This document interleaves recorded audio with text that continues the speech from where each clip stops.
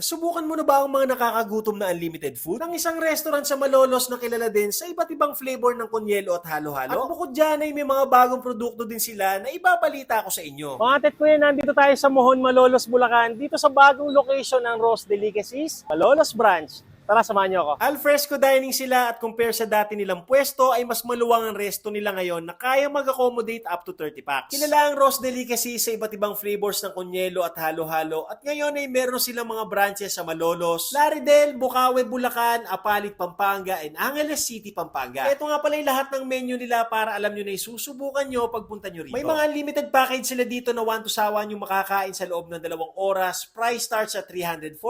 Meron na tong unlimited wings, cheesy fries, nachos, and rice. Sa package B naman ay 379 pesos, unlimited ribs, unlimited french fries, nachos, and rice. For package C naman ay 449 pesos, unlimited ribs, unlimited chicken wings, french fries, and rice. Natikman ko rin yung spaghetti nila na malinamnam at isa sa mga naging paborito ko. At nagustuhan din namin ang halo-halo nila at mga kunyelo na merong iba't ibang flavor na nagre-range ang presyo mula 89 pesos to 149 pesos. Available na rin sa kanila ang mga bago nilang products gaya nitong tofu square na 129 pesos lang at yung kanilang cheese sticks na 149 pesos. Kapag gusto nyo subukan dito, open sila ng 11 a.m. to 12 midnight araw-araw. Located sila sa Amar Building, Kabyawan, Barangay Mohon, City of Malolos, Bulacan. O paano mga tet kuya?